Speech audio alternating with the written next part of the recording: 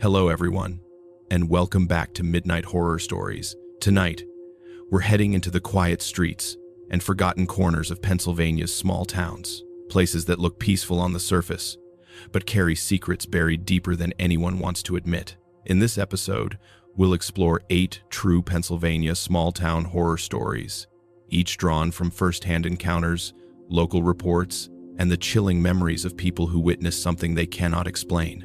These accounts have been thoroughly researched and carefully reconstructed.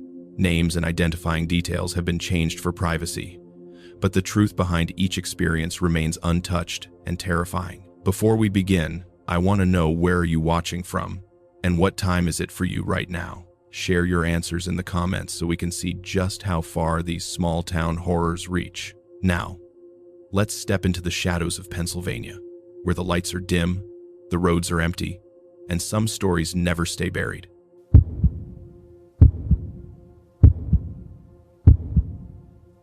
I used to think life got quieter when winter settled over Towanda, but last year proved how wrong I was. My days moved in a slow, dependable rhythm. Morning shift at the grocery store, coffee that tasted like burnt pennies, and evenings alone in the little rental house at the end of a gravel drive that felt too wide for one person. My husband worked nights at the plant outside town, so it was just me from dusk until he rolled home around sunup. I told myself I liked the solitude, that it meant I was finally past the chaos of my old life, past the man who left me afraid to breathe too loud. But some nights the silence pressed so close it felt like it had a pulse. I'd sit on the couch with the porch light glowing against the thin snow and imagine I could hear someone shifting their weight outside, but I always blamed it on the furnace or the wind or the leftover nerves I never fully shook. The first real break in my routine came on a night when exhaustion felt heavier than my coat. I stepped outside to smoke before bed, the way I always did, trying to loosen the knot that formed whenever the house got too still. The snow had fallen in a powdery sheet an hour earlier, smoothing the yard into something untouched and soft. But when I opened the door, the porch light spilled over a trail of footprints leading straight toward me, deep and deliberate, each one angling in from the driveway as if someone had walked with purpose right up to my steps. What made my breath catch wasn't the fact that they existed, but that they simply stopped at the porch. There were no prints heading away, no scuffs, no drag marks, just a series of impressions that approached and then vanished, like whoever stood there had dissolved into the cold air. I told myself it was old snow, crusted over and deceptive, shaped by runoff, or the neighbor's dog wandering earlier in the day. I didn't want to admit how the sight pulled at an old memory I tried hard not to feed, a time when I once woke to the sound of gravel shifting outside the apartment I shared with a man who believed possession was the same as love. I felt the same metallic taste on my tongue as I studied the footprints, the same instinct to lock every door twice and check the window latches, even though I knew they'd already been tested. But I forced myself back inside, flicked on the kitchen light, and buried the nervous feeling under a pile of explanations that didn't quite fit. The next day at work, I tried to forget it, focusing on stocking shelves and greeting the regulars who drifted in with their heavy coats and lists. Around late afternoon, while I was checking expiration dates in the dairy case, my coworker Denise mentioned she thought she saw someone standing at the far edge of my driveway when she drove past the night before. She said it casually, almost joking, claiming the person looked like a bundled shadow, maybe a hunter or someone cutting through the woods, but her voice dipped ever so slightly in a way that made my chest tighten. When I asked what they were doing, she said they weren't moving at all, just standing there like they were waiting. I asked if she was sure and watched her face shift uneasily before she brushed it off, saying maybe she imagined it. Later, when I brought it up again, she claimed she didn't remember telling me anything. That denial felt sharper than her words, like a warning I wasn't allowed to hear twice. That night, the quiet felt swollen. I tried to keep things normal, turning on the television for noise and brewing cheap coffee to fight the creeping exhaustion. But the house seemed to listen back. Every time I walked from room to room, the floorboards whispered under my feet, and the cold collected around the windowsills as though something pressed close from the outside. I stood by the kitchen sink, staring at the porch light, telling myself not to look for movement. I told myself I was safe, that this was just the echo of the life I'd escaped, but the feeling wouldn't settle. I finally stepped out onto the porch, with my coat wrapped tight, telling myself a smoke would clear my head. That was when I first heard the gravel shift. A soft crunch, then stillness. I held my breath and listened. The sound so faint, I wondered if it was only the settling of the earth or my mind twisting the silence into shapes. I leaned forward, squinting toward the far end of the drive where the snow thinned over the stones, and though I couldn't see anyone, something in the darkness felt occupied. My skin prickled the way it does when someone stands too close behind you, even when you can't see them. I blew out smoke and hurried inside, telling myself I was ridiculous, though the cigarette trembled in my fingers so fiercely I dropped ash across the doormat. By the next morning, I felt foolish enough to try taking a photo for proof. I snapped one from inside the living room, angling it toward the driveway. The picture looked ordinary at first glance. Light weathering on the porch rail, a frozen patch of earth by the mailbox, and that long stretch of gravel curving toward the road. But when I zoomed in, there was a faint shadow at the edge of the frame, shaped like a person mid-step. When I looked again an hour later, the shadow blurred into something shapeless, as if the pixels melted. I saved it anyway, though no one I showed could see what I saw. Most shrugged and said it was smudge or glare. Even my husband, who usually took my fears seriously, told me it was just the low winter light making tricks. His dismissal hit deeper than it should have, making the house feel even more lopsided and lonely. As the days passed, that shadow at the driveway became a ritual I didn't start, but somehow still participated in. Each evening when my husband left for work, the house seemed to inhale, and the cold gathered against the windows like breath on glass. I kept checking the porch light reflexively, waiting for something I didn't want to see. Every time I walked into the living room, the faint metallic taste settled on my tongue, as if my body recognized a threat before my mind allowed the thought. Some nights, I'd hear a gentle tapping at the siding, tiny and irregular, like knuckles brushing wood. I told myself it was branches shifting in the breeze, but the pattern felt intentional, almost teasing. One night I forced myself to ignore the sounds and focus on making dinner, but the same tapping continued, slowly circling the house. My breath quickened. I gripped the kitchen counter and counted each sound under my breath, telling myself not to panic, the run-on thoughts pushing too fast for sense. When I finally gained the courage to look out the back window, I saw nothing but darkness and the faint reflection of my own fearful face. The tapping stopped as soon as I stepped closer, as if whoever made it sensed they were being watched. A week later, while dragging the trash cans to the roadside, I caught sight of a figure at the driveway's end. Just a shape at first, still and dark, blending with the trees behind it. I froze mid-step, the cold biting through my gloves. The figure didn't move, not even a shift of weight or breath clouding the air. I called out a shaky greeting, something like asking if they were lost, but the silence stretched instead of answering. When I stepped forward, the porch light flickered overhead, and just for a second, the figure leaned forward. Not a full step, just a tilt, like someone listening closely. I raced back inside, heart banging against my ribs, and shut every lock twice, then a third time, even though my hands shook. Later that night, I found a bruise on my upper arm shaped like the curve of a hand. Though I had no memory of bumping into anything, the skin felt warm and tender, a small island of pain I kept touching as if it might explain itself. It seemed like part of me knew the bruise belonged to that presence at the driveway, even if I couldn't understand how. It remained there for weeks, yellowing slowly but refusing to fade entirely, like it had settled deeper than the skin. My husband tried to reassure me, saying maybe it was all stress and winter blues, but each night he left, the gravel whispered under unseen footsteps. Some evenings the sound was faint, almost shy, like something creeping closer only when my breath slowed. Other nights it was sharp and deliberate, stones grinding under weight, as though someone walked back and forth at the driveway's mouth, just waiting for the porch light to go dark. I grew terrified of turning off that light.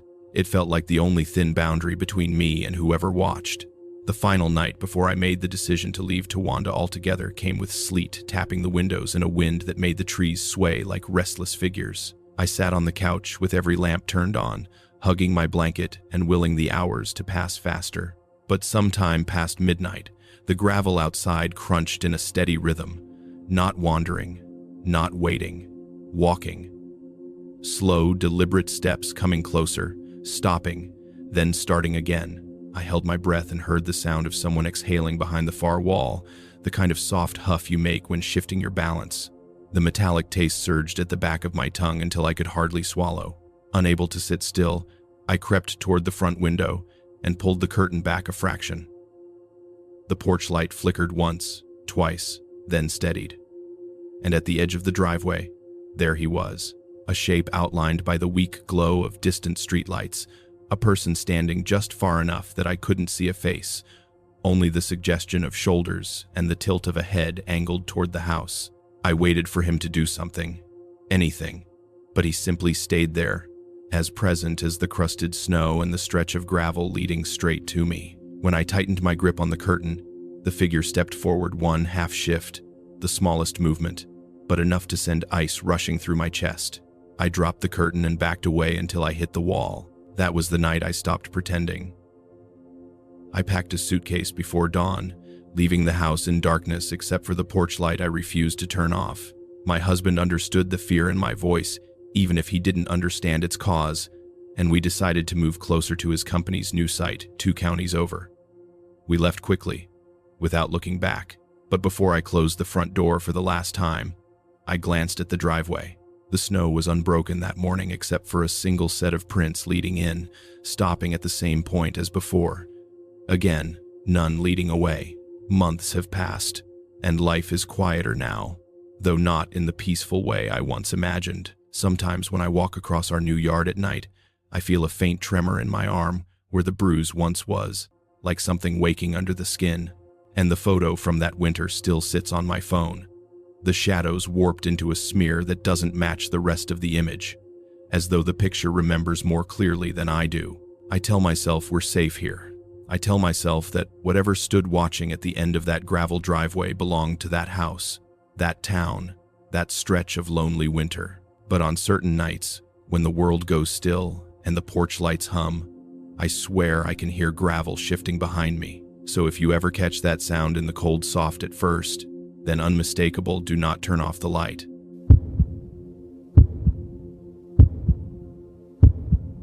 I used to pick up weekend shifts as a night watchman at the old Brubaker rail yard just outside Tamaqua, mostly because the place stayed empty after dusk and gave me hours to myself, which I didn't mind back then. The yard sprawled wider than it needed to, a dozen rusting tracks cutting through a bowl of frozen weeds, and on those January nights the wind scraped along the metal so sharply it tasted like a penny on my tongue. I told myself I liked the solitude because it kept me from thinking too much about the hospice floor, about the patient I'd lost only a week earlier, but the truth was, I didn't know how to be around people yet. In that quiet, sometime after midnight, I saw a boy standing near one of the idle cars, not doing anything except tracing circles on the frost-dusted steel with a bare finger. I called out, asked if he was lost, but the way he kept drawing those circles without looking up made something in me tighten. When I blinked, he was gone, leaving only the smeared pattern of loops that looked, strangely, like the breath marks my patient used to leave on his oxygen mask. By the time I finished that shift, I convinced myself it had just been exhaustion, the kind that comes from too many double nights and not enough sleep. I drove back to the duplex I had started renting 2 years ago, the kind of place with warped wood and stairs that complained with each step. But the rent was low, and the landlord rarely came around. The parlor room at the front of the house wasn't used for anything except storing boxes left by whoever lived there last, and I kept the door shut because the old wallpaper smelled like mildew sweetened by winter. I dropped my coat on the radiator and started my usual routine, thinking maybe routine would stitch the night back together. 3 mugs of drip coffee from the Mr. Coffee machine. 20 minutes reading my old patient's chart even though I knew every line. And then trying to sleep through the furnace, kicking itself awake. The memory of that boy's finger on the frost followed me upstairs, and for a moment I could swear I heard the faintest whisper of breath behind the parlor door. A slow in and out like someone sleeping lightly. I ignored it, the way you sometimes ignore your own reflection in dark glass, because the alternative was more frightening. The first wrongness came the next morning when I walked past the parlor on my way to the kitchen. The door, which I always kept shut, sat open by a hand's width, and the warmth inside surprised me. It was almost cozy in there, unlike the cold threading through the rest of the duplex. I leaned inside, half expecting to see a blown fuse in the radiator or a draft, but instead I saw my breath rise in a faint white cloud. It didn't make sense. The room was clearly warmer, too warm for any steam or condensation, yet my breath puffed out, visible and pale. It startled me enough that I stepped back, bumped my shoulder against the frame, and shut the door harder than I meant to. I told myself the warmth must have been trapped heat, some weird insulation quirk, and the breath had to be morning air clinging to my lungs. Rationalizations come easy when you need them to. A few days later, after another grueling hospice shift, I found a small spiral notebook resting on the parlor floor, just inches past the threshold. I recognized it immediately. It had belonged to my patient, the one I couldn't save, the one whose lungs had followed that strange pattern near the end. 2 breaths in, one coming out like a shudder. I kept his things boxed in a closet upstairs, untouched, because I still wasn't sure who I was without the job. Seeing that notebook downstairs made my skin tighten, but when I showed it to my coworker Sarah the next day and swore I hadn't moved it, she gave me that soft, pitying look people give when they think grief is bending your memory. She even told me I should try sleeping more and maybe not work the rail yard on weekends anymore. When I checked the notebook again later that night, half the pages were blank, ripped as if by a shaky hand, though I knew it had been mostly full before. The breathing inside the parlor grew more deliberate after that. I would stand at the top of the stairs late at night and hear it moving in that slow rhythm I had tried so hard to forget. 2 breaths in, 1 out, a pattern that had once filled the quiet hours at the hospice as I sat by my patient's bed. I tried to drown it with the television or by keeping the kitchen radio on low, but the sound thinned itself through everything. Always faint, but always there. One night, I pressed my ear to the parlor door just to prove I still had control over the situation, and the breath on the other side paused as if the presence inside sensed me. Then it expelled one soft exhale, and the wood beneath my cheek grew cold in a way I had trouble explaining even to myself. I jolted back so quickly I scraped my knuckles, leaving a bruise that stayed a stubborn grayish blue long after it should have healed. I tried sleeping in the living room after that, hoping distance would help, but the duplex had a way of betraying its own silences. Around 2 in the morning, when the furnace clicked off and the house settled into its older bones, I felt a small draft against the nape of my neck, like someone leaning close. My breath began to mimic the same damned rhythm even though I fought it, my lungs tugging into that 2 in, 1 out pattern until my throat ached. In a brief panic, I sat straight up on the couch, willing myself to breathe normally, but the air around me felt thick and stale, like the inside of a mask that has been worn too long. I whispered, "Stop," without thinking, and for a heartbeat, the draft did stop, hovering behind me with a patience that felt wrong. Then it resumed, and I couldn't tell anymore whether the breathing belonged to me or to something else learning me from the inside. A week later, my neighbor, Mr. Hirsch, came by to borrow a socket wrench, and while he stood in the doorway, tapping snow off his boots, he tilted his head like he heard something from deeper in the house. "You have someone staying with you?" he asked. The question made my stomach drop because the parlor door behind me was closed, but I could swear I heard the faintest rustle from within.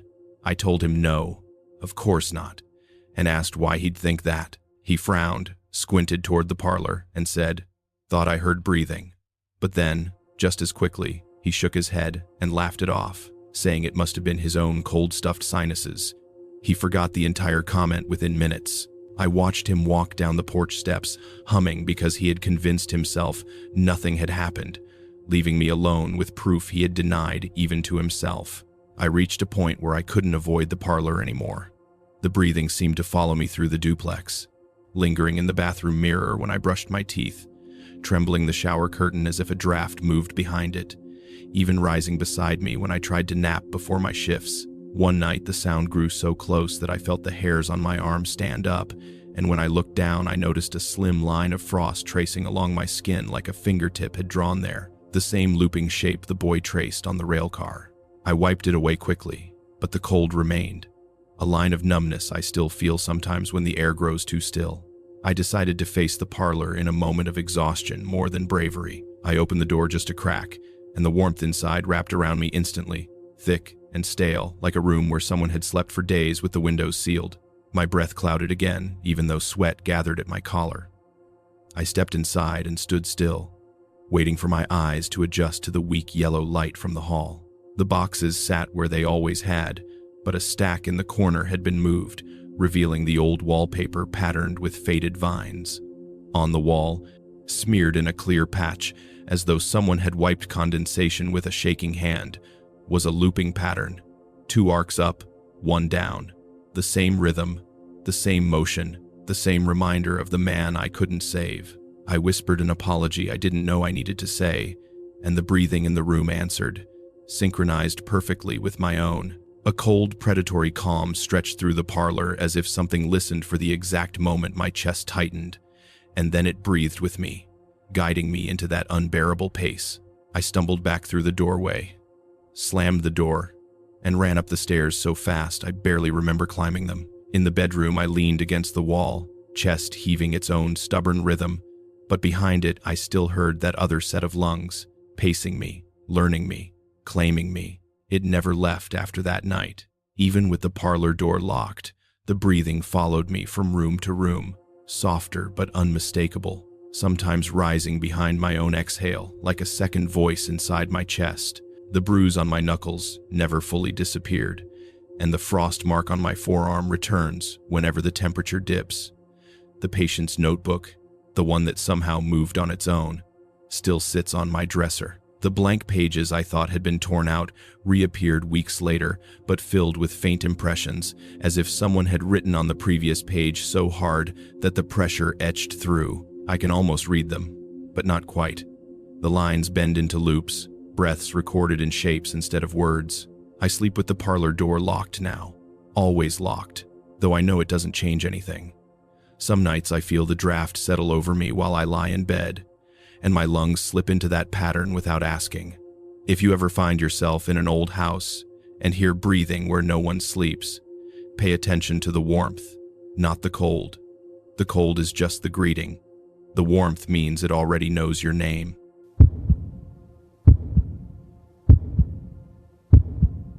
I was working nights at the Sinclair Auto Shop back then, the kind of shifts where the hum of the fluorescent lights becomes the only conversation you hear, and the air tastes oily no matter how often you wash your hands.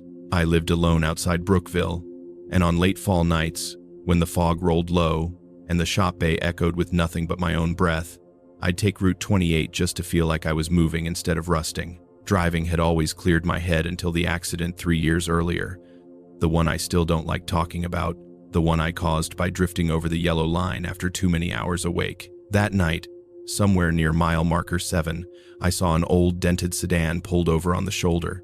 Its driver door cracked open, and a figure crouched beside the tire as if feeling the rim. The hazard lights blinked in this slow, dragging rhythm that struck me as oddly familiar, almost like a heartbeat trying to sync with mine. I lowered my window to ask if he needed help, but the figure didn't look up. It just kept touching the rim in small, patient circles, an innocent gesture that for some reason made my chest tighten. I tried to shrug it off by the time I passed the next gas station, telling myself he must have been checking for a leak, or maybe he didn't want a stranger stopping. Most folks keep to themselves on that stretch, and I'm no exception, especially with how exhausted I had been. Insomnia had been hitting me hard that month, the kind where you lie awake hearing the same imaginary skid of brakes over and over, then jolt upright convinced you're back in that moment you can't fix. Truth is, I'd gotten used to my life shrinking down to work, drive, sleep, repeat, and even the radio felt too loud some nights. But as I kept going, the fog thickened into a milky sheet, and the world narrowed to the twin cones of my headlights, and I felt that strange metallic taste creep into my mouth the way it always did when memory got too close. When I reached mile marker 9 and saw that same dented sedan ahead of me again, same door ajar, same slow pulse of lights, I felt my hands tighten on the wheel. I had passed it. I knew I had. Still, I told myself it must just be coincidence. Old cars rust the same way around here, and fatigue makes you imagine patterns that aren't really there. A few nights later, after a long shift replacing brake pads on an F-250, I took the route again, hoping the cool air and empty roads would settle the static buzzing in my head. At home, I'd found a cassette tape on my kitchen counter, one I didn't recognize, unlabeled except for a faint smudge like someone had dragged a thumb over dust. I figured maybe it was something my coworker Pete dropped in my jacket pocket as a joke, because he was always restoring old players and talking about mixtapes. I left it on the passenger seat of my Corolla without thinking and got on the highway. Somewhere before midnight, passing through the thinning fog near mile marker 5, I saw the sedan again, this time behind me in the mirror, hazard lights throbbing slower than before. I tapped my brakes lightly, thinking maybe the driver needed help and was signaling me, but the car didn't close the distance. It stayed perfectly fixed at the edge of the fog like it was pinned there. I forced a laugh, said out loud that I needed sleep, but the taste in my mouth went coppery, and that usually only happens when I remember the screech of that night 3 years ago, the one I try not to replay but can't erase. The following afternoon, I brought the cassette to the shop to show Pete, thinking maybe he'd recognize the brand or at least tell me I wasn't losing it. He held it up to the light, squinted at the warped plastic window, and made a face like he was about to say something, then just shrugged and handed it back. "Man, that thing's empty," he said. "Not even tape inside. Probably some old junk you dug out of a glove box." But I swear I saw tape inside the day before, a thin, dark ribbon wound tight. When I shook it lightly, something inside shifted, soft and deliberate, like paper unfolding, and Pete laughed it off as me hearing my own nerves. After he walked away, I tried opening the case, but the screws were stripped smooth, too smooth, as though someone had turned them for years. Later that night, before driving home, I noticed a small bruise forming along my collarbone, an odd straight line like a seatbelt had pressed too hard, except I hadn't driven with a seatbelt the night before. I didn't want to take Route 28 again. But routine has a way of dragging me back to the same roads. My Corolla rattled faintly as I turned onto it, and the cassette lay where I'd left it, rattling once in a while with that soft shifting sound.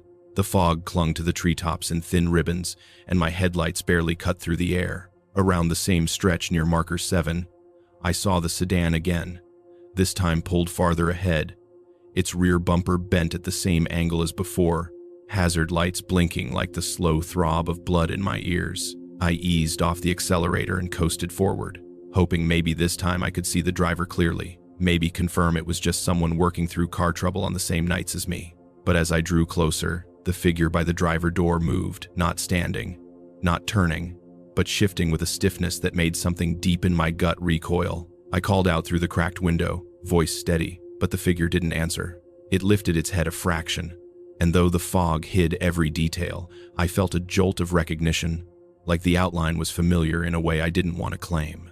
I drove on, heart knocking too fast, and tried switching the radio on to drown the silence, but all I got was static broken by soft pops that reminded me of hazard lights clicking on and off. At home, still jittery.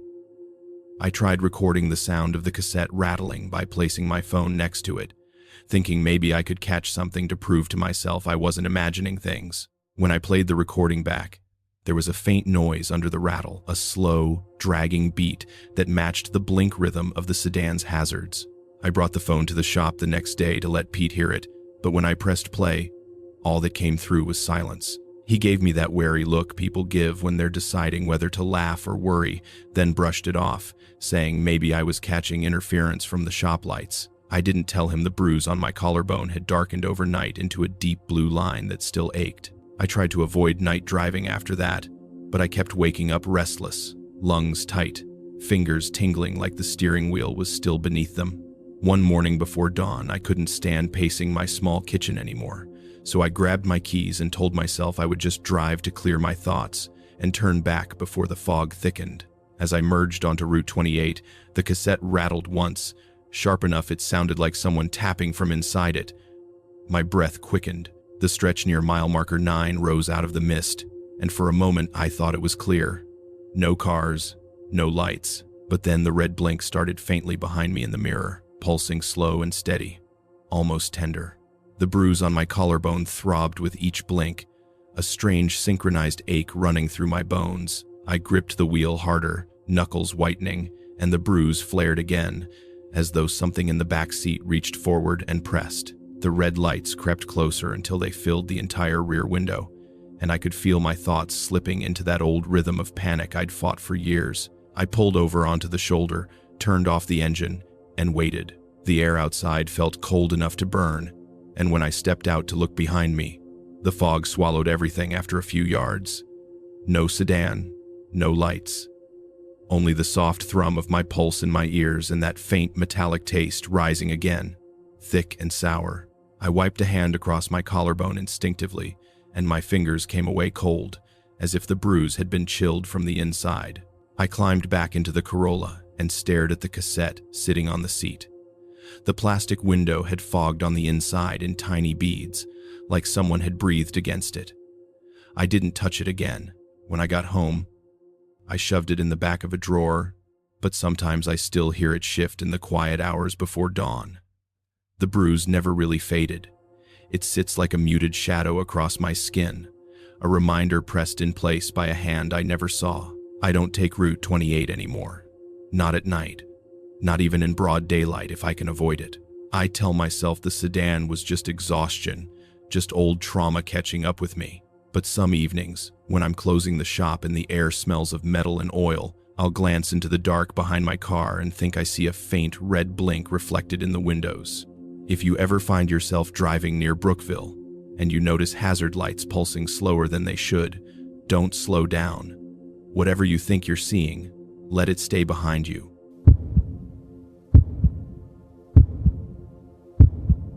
We bought the house in Berwick on a Tuesday in March, and I'm still not sure if that was the first moment it started watching us or if it had already been waiting a long time before we arrived. The property was listed at $235,000, and we stretched our budget thin to afford it. I was working part-time at the public library, 40 hours a week shelving books and helping elderly patrons with their computer questions, while my husband Marcus was doing contract work for a construction company that didn't offer benefits.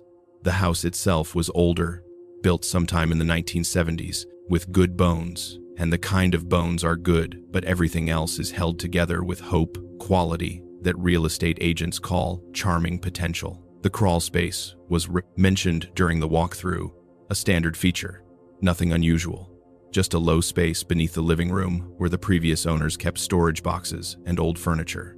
I remember looking into that darkness under the floorboards, feeling the cool breath of it on my face, and thinking, this is it, this is mine, and immediately hating myself for being nervous about something so ordinary. The first week we moved in was chaos, cardboard boxes everywhere, my parents helping us unload a U-Haul, the smell of new wood stain mixing with the old smell of whoever lived here before, that accumulated decades thing that every house carries. My mother suggested we have someone come out and check the foundation, just to be safe, and Marcus laughed and said we'd just dropped everything we had on the down payment, and I laughed too, but it was the kind of laugh that doesn't quite land. Because the truth was, I'd been having panic attacks about money since we signed the papers. I was 30, and I'd always imagined that owning a home would make me feel like an adult. But instead, I just felt like I was pretending, like I'd bought a costume and put it on and everyone would eventually notice I didn't know how to wear it. 2 weeks in, I was alone in the house on a Thursday afternoon. Marcus was at work. I had a rare day off, and I was supposed to be unpacking, but I'd stopped and made coffee instead and was sitting on the floor of the living room, just looking at the boxes. That's when I heard it, a sound from underneath, soft and muffled, like someone whispering through the floorboards. It stopped when I held my breath and listened harder, which is what sounds do when you're trying to isolate them. I told myself it was pipes, or the house settling, or something reasonable like that, all those explanations that get us through the night. But I noticed the sound again the next day, and the day after that, always in the afternoon, always when I was in the living room, always stopping when I got too close to pinpointing it. Then one evening, Marcus and I were watching television around 9 o'clock, sitting on the couch in that comfortable silence couples fall into, when he suddenly sat up and said, "Did you hear that?" I had. A light had turned on in the crawl space. We could see it glowing faintly through the seams in the floorboards beneath our feet, a pale illumination like dawn breaking underground. Marcus got up and said something like, maybe it's motion activated, maybe the previous owners left it on some timer, and he went to find the access panel, which was a small door built into the wall of the basement laundry room. The light went off the moment he opened the door, Inside was just empty darkness, the smell of concrete and old dust. A single hanging bulb on a chain, swaying slightly, not much, just enough to notice that it was moving when there was no air current, no breeze, nothing to move it. Marcus touched it, and it was cold, and not on. He laughed and said the bulb must be loose in the socket, must have vibrated on and off, and he went back upstairs, and we finished the episode, and I didn't mention that I'd seen it swing before the light came on, that it had been moving in the dark. I started going into the crawl space during the day when Marcus was at work. Not to investigate, I wasn't that brave, but to listen. I'd stand in the basement, the access door open, leaning my head into that cold space, trying to separate the whispering from the ordinary creaks of the house. It was always there, underneath the other sounds, a steady murmuring that sounded almost like words but never quite resolved into language I could understand. Once I tried to record it on my phone, thinking that maybe a recording would make it clearer, that technology might translate what my ears couldn't quite catch. The file came back full of static, layered, and thick, but in one section, very briefly, I heard what sounded like my own voice, whispering something I couldn't remember saying. In early April, my mother came over to help me paint the guest bedroom. I didn't mention the crawl space light or the whispering. I was already worried she'd think I was unraveling, but around 4 o'clock, when we were taking a break and drinking iced tea in the kitchen, she said, "Do you hear that sound sometimes? Like someone talking underneath the house?" I felt the bottom of my stomach drop. I asked her where she'd heard it, and she said it was nothing, probably pipes or the house settling, that old houses make noise, and then she changed the subject to paint colors, which was how my mother dismissed things she didn't want to examine. When I pressed her later, asking if she'd heard it again, she said she wasn't sure she'd heard it at all, that she might have imagined it, and I could see her closing the door on the conversation, locking it away where she kept all the things that didn't fit into her normal day. Marcus wanted to have the crawl space inspected. He called a foundation company, and a man named Tom came out on a Saturday and spent 40 minutes in that low space with a flashlight and a clipboard. He came back up and told us the foundation looked solid, no cracks, no moisture issues, just normal settling, normal wear. I asked him about the light, about the bulb on the chain, and he said it was probably just an old work light someone had left there, nothing unusual. When I mentioned the whispering sound, his expression changed slightly, and he said he hadn't heard anything, and I understood that he was lying, that he'd heard it too, and it had scared him enough that he wanted to pretend he hadn't. Marcus paid him $300 and thanked him for his time, and that night, we didn't talk about what Tom's fear might mean. One Saturday in late April, Marcus was at his mother's house helping her move some furniture, and I was alone. The crawl space light came on around 2 in the afternoon, and this time I didn't hesitate. I went into the basement, opened the access door, and crawled into that space. The ceiling was low enough that I had to move on my hands and knees, the concrete cold through my jeans, dust coating my hands. The bulb hung in the center of the space, glowing steady now, and as I moved toward it, I could see something I hadn't noticed before, deep scratches on the concrete floor, running in a pattern as if something had been dragged across it repeatedly. And there was a smell, faint, like old cloth and something else, something biological and wrong. The whispering got louder as I moved closer, and now it resolved into something almost like language, something almost like my name, repeated over and over in a voice that sounded like it belonged to someone drowning. I scrambled backward, hitting my head on the low ceiling, and I crawled out of that space moving faster than I'd ever moved, gasping, my heart throwing itself against my ribs. I sat on the basement stairs for 2 hours, trying to steady my breathing. The light was still on. I could see it glowing beneath the floorboards upstairs. When it finally clicked off around 4 o'clock, I felt relief so intense it made me dizzy. And then immediately after came the understanding that it had only turned off because it wanted to. Because whatever this was, it had decided to stop. And the terror of that knowledge was worse than the fear itself. That night, when Marcus came home, I told him I wanted to seal the crawl space. I didn't explain fully, I just said I didn't feel safe, that I'd found evidence of an intruder, old marks on the floor that looked deliberate. He thought I was being paranoid, but he could see something had broken open in me, some crack in my composure, and he didn't argue. He called a contractor, and we paid money we didn't have to have the crawl space sealed. the access door covered with drywall, the space below our living room just erased from the map of our home. For 3 weeks, it was quiet. I could breathe again. I started believing that maybe it had been something rational, an animal, a past intruder, and that sealing the space had solved it. Then the light came on again, glowing faintly through the sealed drywall. Just visible if you knew where to look. If you were standing in the basement at the right angle, it still turns on sometimes. Every few weeks, usually at night, usually when I'm alone. We haven't found another way to stop it. Marcus doesn't talk about it anymore. He's learned to sleep through the sound of that faint switch clicking, the hum of electricity running to a bulb we've buried behind drywall and denial. I still hear the whispering sometimes, louder now, more insistent, pressing up through the floorboards from a space we've sealed but can't seal completely. I used to work in the library doing research, helping people find answers to their questions, and now I understand that some questions shouldn't be answered, that some spaces should never be examined too closely. If you're ever in an old house and you hear a sound coming from underneath that doesn't quite belong to the ordinary settling of wood and pipe, don't investigate. Don't go looking. Don't try to record it or understand it. Just sell the house, burn the mortgage paperwork, walk away. Because some lights turn on not because electricity is flowing to them, but because something is learning how to reach us through the old wiring, through the buried spaces where nothing should be able to breathe. And once it learns your name in the dark, it never quite forgets it. The crawl space light turned on 3 times last week.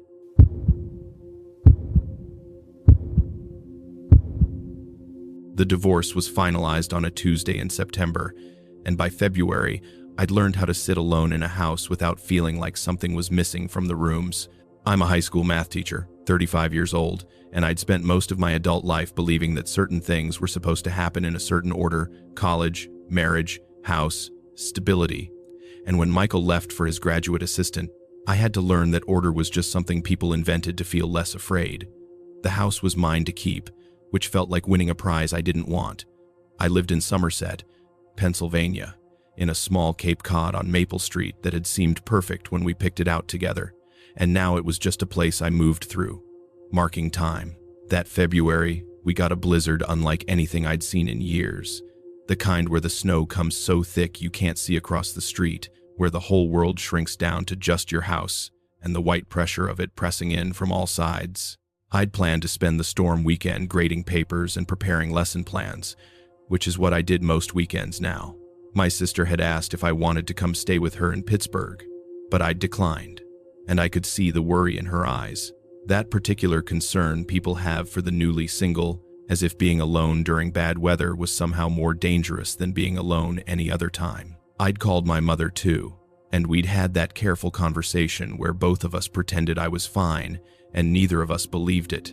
And by Friday afternoon, I was genuinely alone, the snow piling up outside my windows, the house warm and quiet, the kind of quiet that used to feel comforting but now mostly felt like proof that I'd become the sort of person people worried about. I made tea and sat at my kitchen table with a stack of algebra quizzes, trying to focus on 17-year-olds' struggles with polynomial equations, using their mathematical confusion as a way not to think about how I'd failed at the one equation that was supposed to matter. Around 9 o'clock that night, I heard tapping on the living room window. Not loud, not aggressive, just a soft tap, tap, tap, the sound of something hitting glass from outside. I assumed it was a branch, though I couldn't think of any tree close enough to the house to reach the window. I didn't get up immediately. I sat there in the kitchen, listening, and the tapping stopped, and I felt the particular relief of something being over before I had to fully acknowledge it. But then it came again, from a different window, still soft, still patient. This time I went to look, and I saw him. He was sitting on the porch steps, half buried in snow, just watching the house, just watching the window where I was standing. The snow had accumulated on his shoulders and his head, and he wasn't moving, wasn't shivering, wasn't doing anything except sitting there and looking at me, looking at him. I stepped back from the window immediately, my heart suddenly very loud in my chest, and I told myself this was something reasonable, a person who'd lost his way in the storm, someone seeking shelter, an actual human problem with an actual human solution. But I didn't open the door.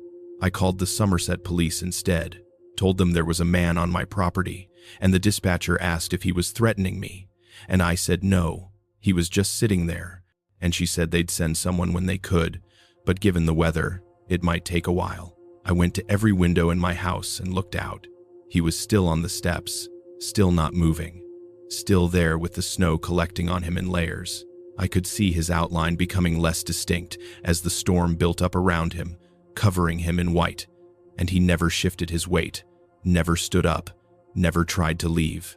The rational part of my mind generated explanations. He was drunk, he was mentally unwell, he'd had a car accident nearby, but beneath those explanations was something else, something that felt like recognition, like he was sitting out there demonstrating something he wanted me to understand.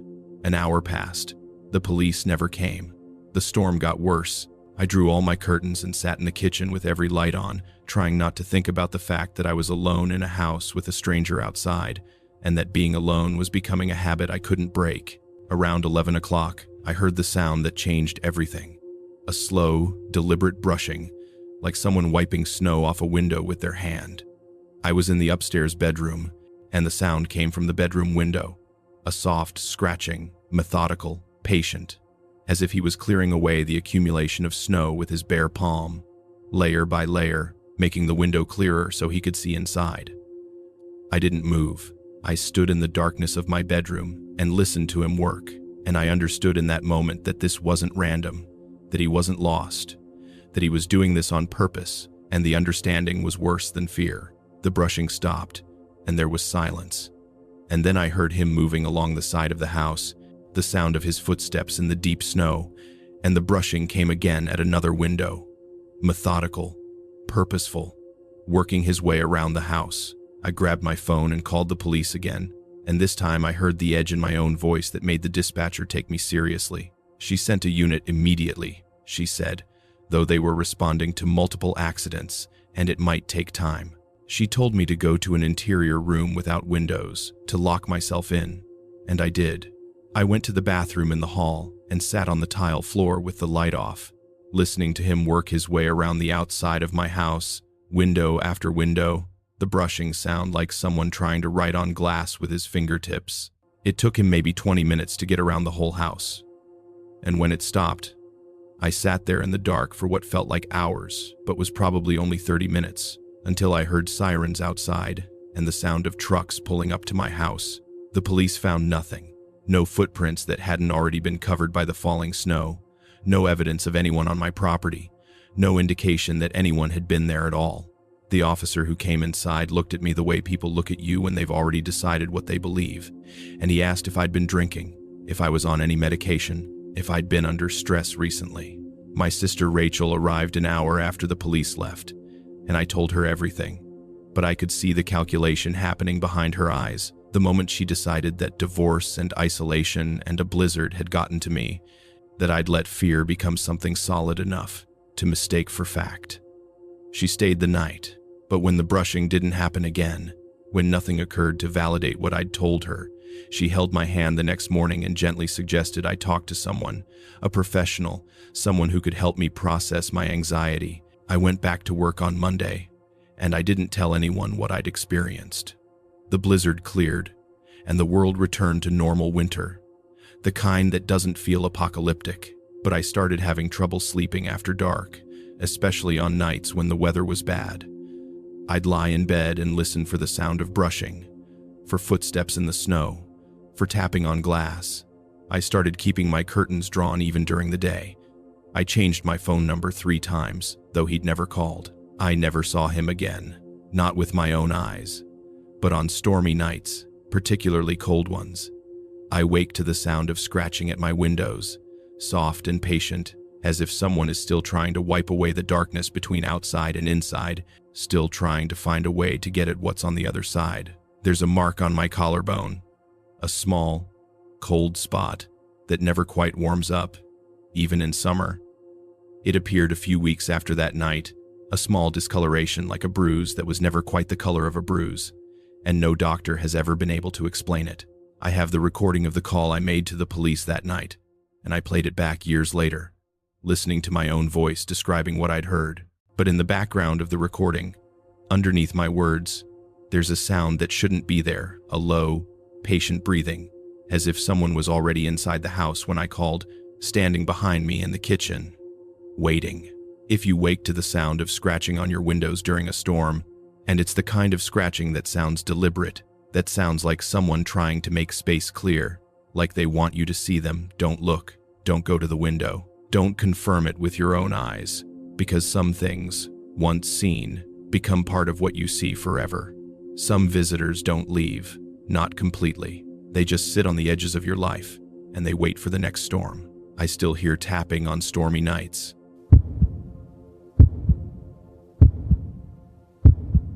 I've been working nights at the Lock Haven paper mill for 14 years, and for most of that time I told myself the rotating shifts were just part of the job, that my body would adjust, that I was the kind of man who could function on 4 hours of broken sleep and still show up with my hands steady enough to do precision work. I'm 40 years old, and what that really means is I'm too old to change now, too tired to imagine starting over somewhere else, and too indebted to the mill's paycheck to walk away. The humidifying chambers run at 95 degrees in summer, and the smell of the place, wet pulp and machinery oil and something chemical I've never quite identified, becomes the smell of your clothes, your skin, your dreams. 2 years ago, in June, I was moving between the hydraulic press stations around 3 in the morning, doing the night rounds, checking pressure gauges, and making sure nothing was jamming, when I started noticing things that didn't quite fit into my exhausted understanding of what should be happening in that space.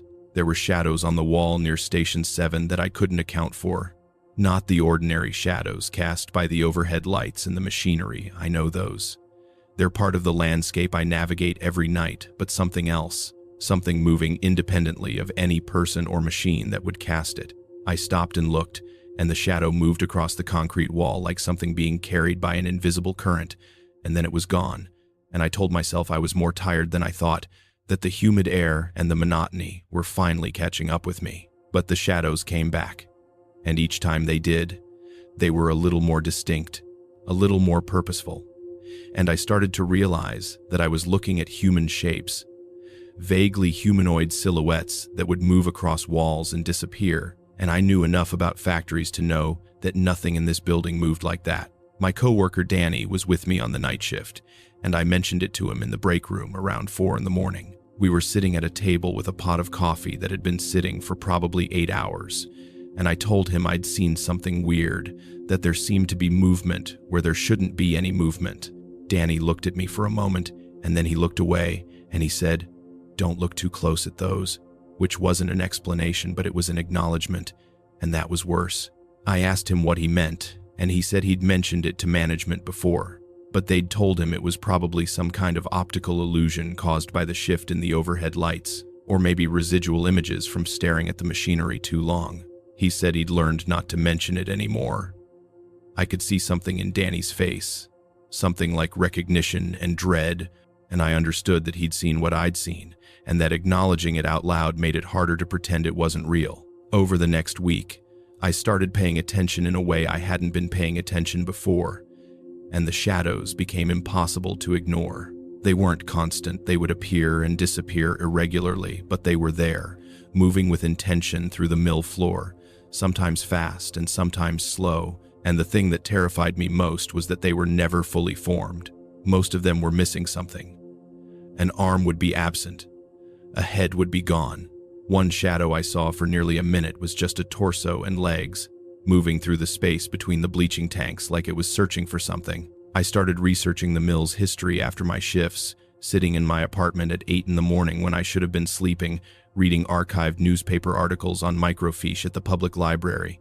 The mill had had accidents. Industrial accidents were inevitable in a place like this, but there was one incident in 1983 that killed 3 workers. One of them had been caught in the hydraulic press.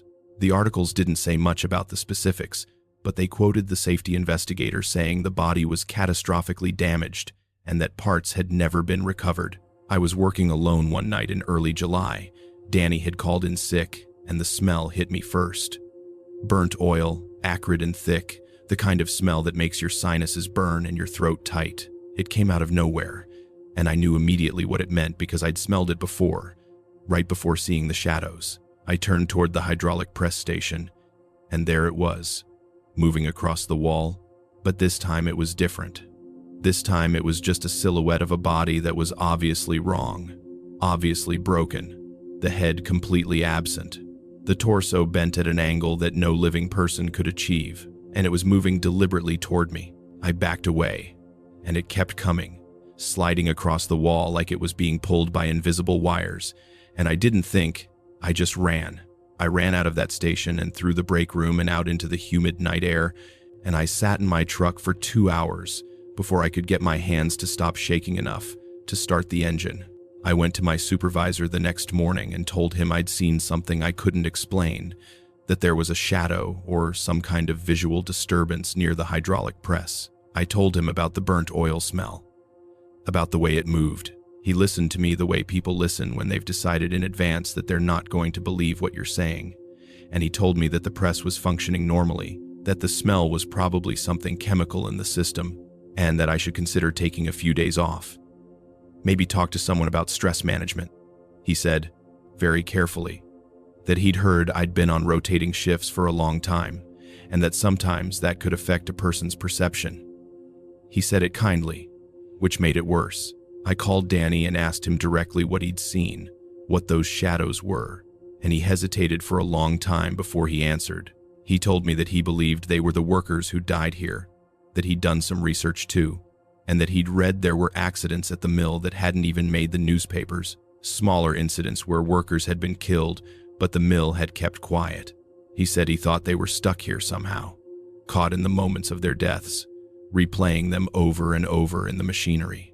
He said he'd gotten used to it, that knowing what they were made it less frightening somehow, that he'd made a kind of peace with sharing the night shift with ghosts. But then he said he didn't want to talk about it anymore, and I understood that acknowledging these things gave them more power, that speaking them aloud was like writing them into reality. I quit 2 weeks later. I told my supervisor I'd found work elsewhere, and I didn't give him notice. I just didn't come back. I'd been at that mill for 14 years, and I left it without saying goodbye to anyone, without finishing my shift that night. And I've been working at a distribution warehouse now, day shift, where the loudest thing is a forklift and there's nothing that moves that shouldn't be moving. But the guilt I carried out of that place didn't stay behind. I survived something in that mill that others didn't. People who died so thoroughly their bodies couldn't even be completely recovered, and I walked away because I was too afraid to stay. Whenever I'm near machinery now, whenever I hear the sound of a hydraulic press or smell burnt oil, I see them, the headless silhouette, the broken torso, the shapes of people moving the way dead things move, replaying their endings over and over. There's a mark on my chest, right over my heart, a small burn that appeared the night I saw the headless shadow moving toward me. I don't know how it got there. I was alone in my apartment when I noticed it, and there was nothing in my bedroom that could have caused it. It never quite healed fully. Sometimes, when I'm tired or when the weather is humid and heavy like it gets in summer, it aches, a sharp reminder of where I left part of myself. I still have my ID badge from the mill, laminated plastic with my picture on it, looking younger than I feel now. The photo has degraded in a way I can't quite explain. The image looks like it's been exposed to something. The colors have shifted towards sepia, and if you look close, you can see other shapes in the background of the photo, silhouettes that weren't there when the picture was taken, shadows that seem to be moving even in a still image. If you ever work near machinery, if you smell burnt oil when there's no obvious source, if you see shadows that move independently of what should be casting them, don't investigate. Don't look closely. Don't ask questions about the building's history or the accidents it's seen. Some places remember what's happened inside them, and some things that die don't leave the spaces they died in. They just wait for the next shift to begin, for the next person to notice them standing in the dark, and they teach you, slowly, that guilt for surviving is sometimes the price we pay for living past our time. I still dream about that burnt oil smell.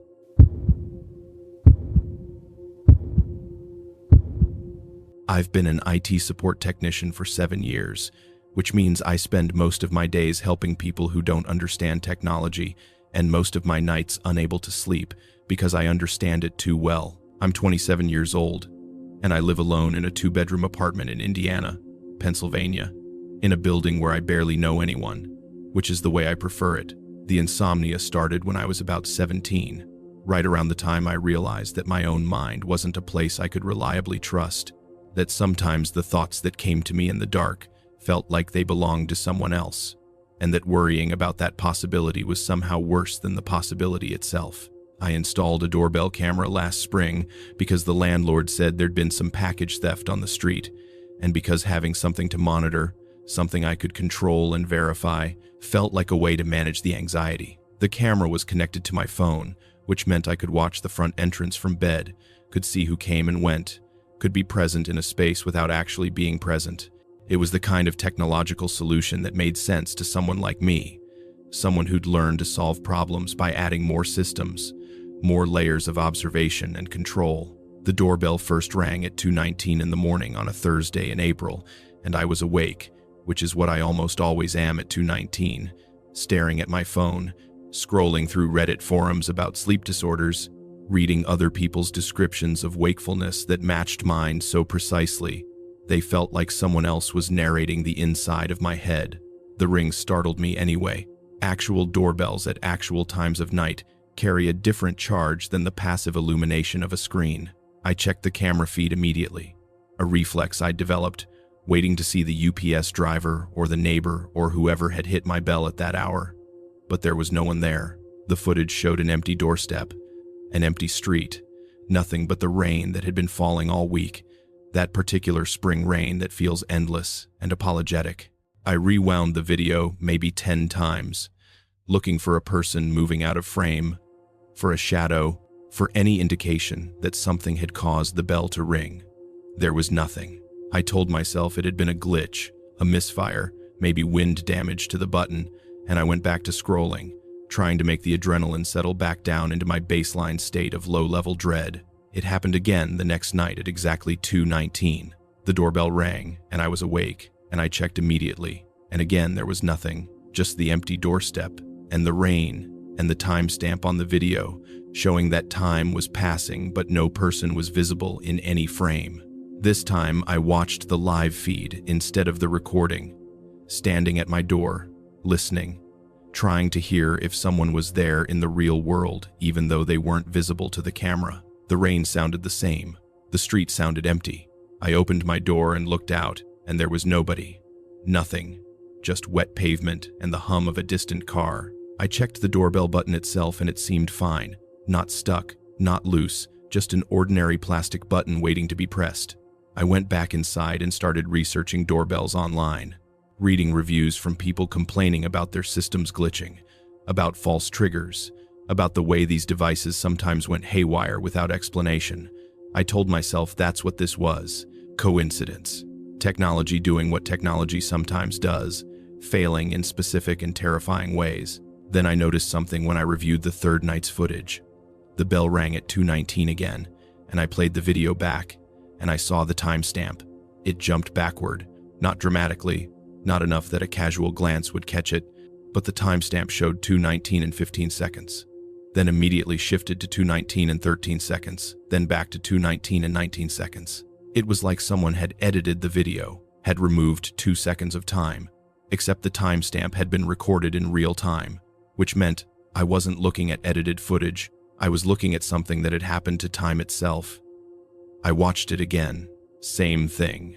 The timestamp stuttered and reversed, always by about 2 seconds, always at the exact moment the doorbell rang. My hands started shaking, that specific tremor that happens when your body recognizes something your brain is still trying to rationalize away. I called my best friend Derek the next morning and tried to explain what was happening without sounding like I was losing my mind.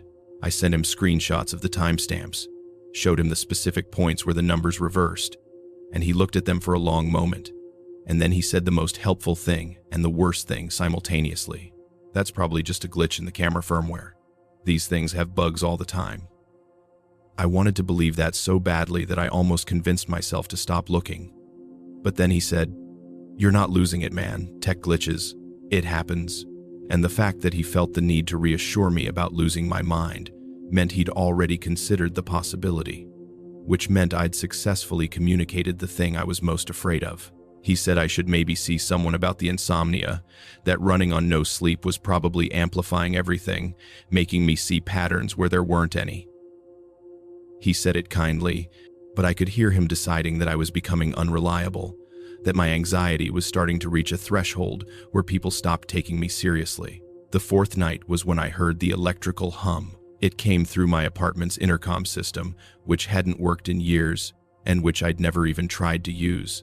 And it came a few seconds before the doorbell rang. The hum was high-pitched, almost ultrasonic, the kind of sound that makes your teeth ache and your sinuses burn, and it leaked through the speaker like something was trying to communicate through the wiring itself. I ran to the intercom and tried to turn it off, but the dial didn't move, and the hum kept coming, kept getting louder. And then the doorbell rang, and when I checked the camera, the timestamp jumped backward again, but this time it jumped 4 seconds instead of 2. I sat on my apartment floor for 3 hours after that, not moving, just waiting for the hum to come back, for something else to happen, for the logic of how things work to reassert itself. It didn't. The rest of the night was silent. I uninstalled the doorbell camera on the 6th day. I took it off the wall, unplugged it, and threw it in a drawer, telling myself that by removing the device that was recording the impossible, I could somehow unsee what I'd seen, could erase the timestamp reversals and the hum from the dead intercom. I didn't tell Derek I'd done it. I didn't tell anyone. I just started pretending that the doorbell couldn't ring, that removing the camera meant removing the thing that made it real. For 2 weeks, nothing happened. The bell didn't ring. The intercom stayed silent. I started sleeping a little better, or at least worrying a little less about the mechanisms of my own unreliability. Then the bell rang at 2:19 in the morning, just like before, and I was awake. And I didn't have a camera to check, but I went to the door anyway, and there was nobody there. The rain had started again. I stood in my doorway looking at an empty street, and I realized that the camera hadn't made the bell ring. It had only proven that something had been ringing it. Without the evidence, I had only myself to trust, and that felt more dangerous than any timestamp glitch. There's a mark on my left wrist, a small discoloration like a burn, but not quite a burn, that appeared the morning after I threw the camera away. It's in the exact shape of the intercom dial, down to the numerical markings.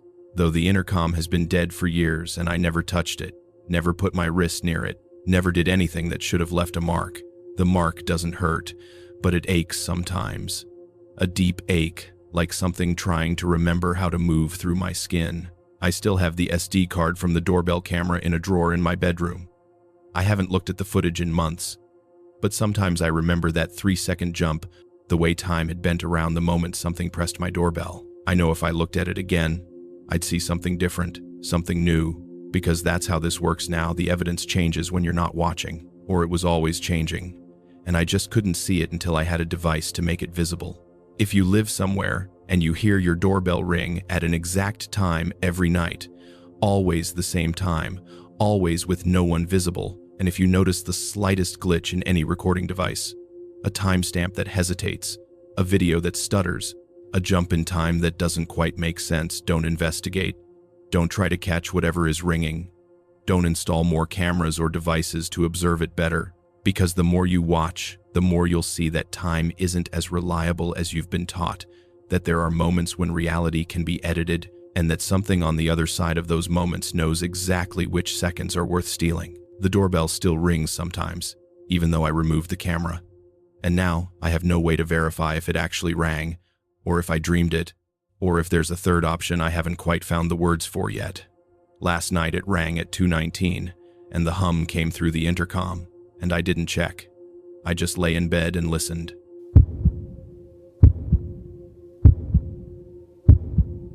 My aunt died in September, and I inherited her house in Clearfield because she had no children, and I was the only relative who answered the phone when the hospital called. I'm 32 years old. I bartend at a place called the Rusty Nail, and I've spent most of my life keeping people at a manageable distance, something I was good at until my aunt passed, and I realized I'd never actually known her at all, that she was just a woman who sent birthday cards with checks inside, and whom I'd seen maybe 5 times in the past decade.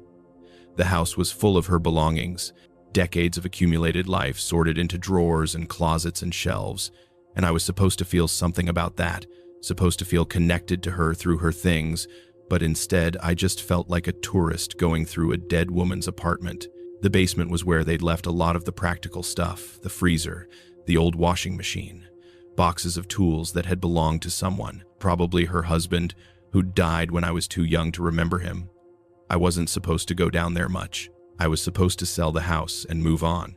But after the first week, when I couldn't seem to leave, I started spending my afternoons in that basement, not really doing anything, just being in a space that had belonged to someone I'd never understood. The freezer was the kind of old chest unit that people don't use anymore, rectangular and massive, unplugged and sitting against the far wall like a monument to expired appliances. Aunt Helen had left it behind, and the estate liquidator had said they couldn't move it, that it would cost too much, so I would need to figure out what to do with it myself. One morning in late October, about 6 weeks into my move, I went down to check on something in the basement and noticed that the lid was slightly open. Not much, maybe an inch or two, but noticeably open when I was certain it had been closed the night before. I figured I'd left it that way without thinking, moved closer to look inside, and it was empty. Just the dark interior and the smell of old refrigerant and dust. I pushed the lid back down and didn't think much about it until that night. I heard the knocking around 2 in the morning. 3 sharp raps on metal, coming from the basement. My bedroom was on the 2nd floor, and the sound traveled through the old house like it was traveling through water, muffled but insistent. I got up and stood at the top of the basement stairs, listening. And it came again, the same 3 knocks, and I realized they were coming from inside the freezer. I stood there for a long time, trying to rationalize what I was hearing. Mice, probably. Old metal expanding and contracting in the cold. The house settling. All the things old houses do that sound like something is trying to get your attention. But the knocking came again, measured and deliberate, and I went back to bed and didn't sleep. The next morning, I went down to inspect the freezer more carefully. The interior was definitely empty.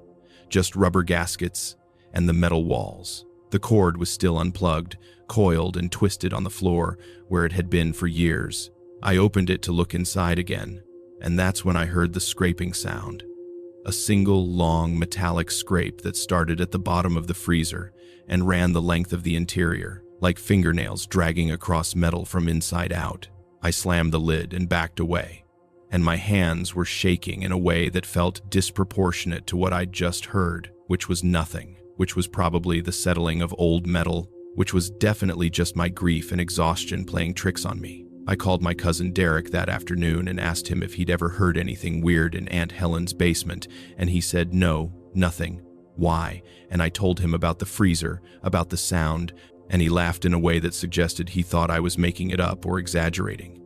He said the house was old, that old houses make noise, and when I pressed him about whether Aunt Helen had ever mentioned anything strange, he got a little quieter and said he didn't know much about how she spent her time. And didn't I have the real estate agent coming?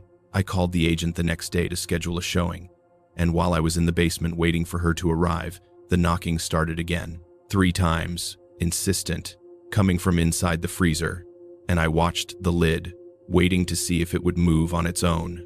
It didn't, but when I opened it to check, I found something I hadn't seen before, a photograph, old, maybe from the 1970s, of Aunt Helen and a man I didn't recognize, both of them looking directly at the camera with expressions that were hard to read. The photograph was lying flat on the bottom of the freezer, and I had no explanation for how it got there. I picked it up, and the back of it was scratched, deliberately scratched, the surface gouged with what looked like fingernails. The agent arrived 30 minutes later, walked through the house, made notes, and didn't mention the basement. I didn't mention it either. Derek came over that weekend to help me go through boxes, and while he was in the basement getting old paperwork, he mentioned casually that he'd heard something weird last year. He said Aunt Helen had reported someone trying to get into the basement windows, someone who kept coming back to try the locks. The police had done a sweep, hadn't found anything, and Aunt Helen had refused to talk about it. Derek said he thought maybe she'd just been paranoid, that old people sometimes developed security anxieties. He said it like he was trying to convince both of us that it was nothing. But then he stopped talking about it, and when I brought it up later, he said he didn't really remember the details, that he might have been thinking of something else. That night, I went to the basement after I'd finished a late shift at the bar, still in my black pants and stained white shirt, smelling like spilled beer and exhaustion. The freezer was open again, the lid propped up like it was inviting me to look inside. This time, the photograph was different.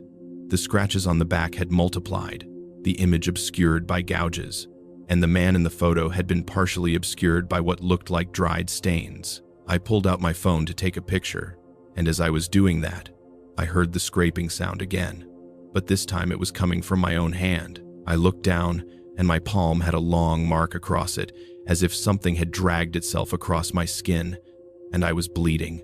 I don't remember the freezer closing. I don't remember running upstairs. I just remember sitting at my kitchen table at 3 in the morning, applying bandages to a wound I couldn't explain, blood still seeping through the gauze, and realizing that something about this house was taking payment for my presence. I had the freezer hauled away the next day. A junk removal company came and took it, and I watched them load it into their truck, and I felt a moment of relief so intense it was almost euphoria. That lasted until the evening, when I heard the knocking again, coming not from the basement but from inside the walls themselves. As if the freezer had left an imprint on the house, a ghost of itself that continued to exist even after it was gone. The scraping sounds didn't stop. They moved through the walls, through the pipes, through the empty spaces where the freezer had been, and I understood that I'd made a mistake thinking I could just remove it, that the thing that had been inside it had learned how to exist in the house itself. I sold the place for less than it was worth, told the realtor I needed to move quickly, and I don't mention the basement or the freezer to anyone, but I can't shake the feeling that something followed me out of that basement. My hands still bleed sometimes, little marks appearing for no reason, and I smell old refrigerant in enclosed spaces. The photograph made it into one of my moving boxes, and now I can't throw it away. Every time I try, it appears somewhere else in my apartment, on my bedside table, in my kitchen drawer, and the scratches on the back have gotten worse. The face of the man is almost completely obscured now, obscured by what looks like fingernail marks and something else, something that looks almost like a mouth trying to push through the photograph itself. If you ever inherit a house and you find something in the basement that feels wrong, something old and unplugged and empty, don't go near it. Don't open it. Don't listen for what might be inside, because some things don't need to be plugged in to stay active. Some things outlast the devices that hold them. My hands ache in the cold now, and the scratches sometimes reopen without any explanation, as if something is trying to pull itself out through my skin. I can still hear the scraping sound on quiet nights.